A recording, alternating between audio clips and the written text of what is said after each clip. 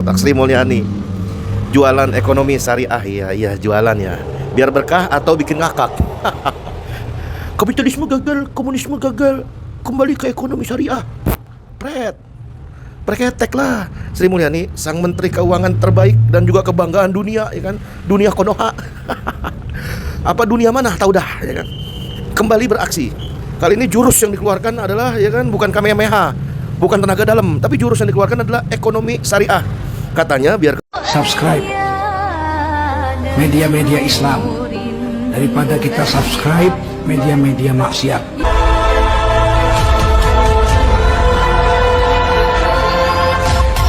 Bismillahirrahmanirrahim. Assalamualaikum warahmatullahi wabarakatuh.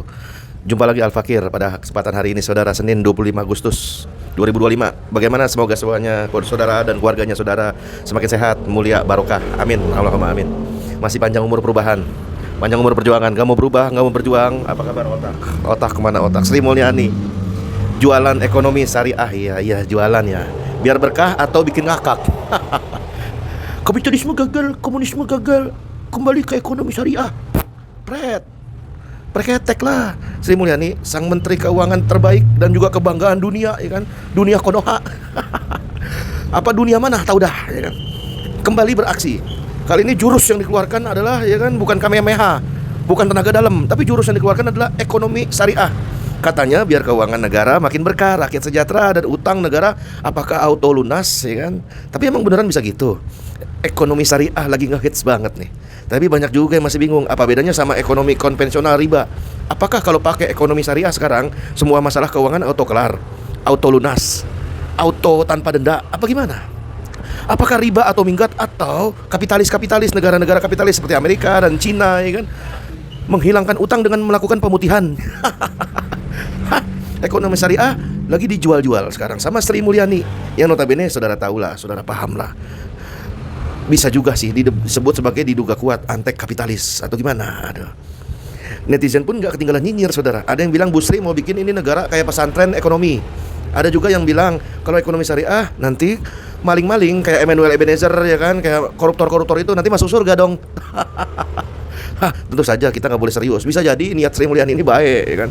Tapi jelas ekonomi syariah itu konsepnya ibarat resep masakan, ya kan. Kalau resep masakan ini digoreng oleh orang sembarangan, orang asal, ya kan, orang awam, ya jadi nggak enak juga kan, begitu kan. Implementasinya harus jelas dan transparan. Jangan sampai keluar ekonomi syariah tapi cuma jargon atau kedok untuk melakukan praktik-praktik yang tidak sehat. Ekonomi syariah bisa jadi solusi, tapi bukan sulap simsalabim. Perlu kajian mendalam, sosialisasi yang efektif, dan pengawasan yang sangat ketat. Jika tidak, ya kan, apalagi masih menggunakan negara yang sama, kapitalis. Nah, jika tidak, maka ekonomi syariah wacananya cuma bikin ngakak.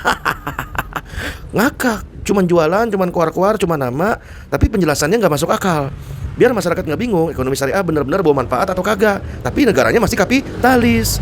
Ya mudah-mudahan lah dengan adanya kesadaran Sri Mulyani ekonomi syariah, utang negara, ya kan, bisa beralih kepada rakyat semua, ya kan, bisa jadi lunas lah. Otomatis nanti, ya kan, pajak bisa disulap jadi zakat, ya kan.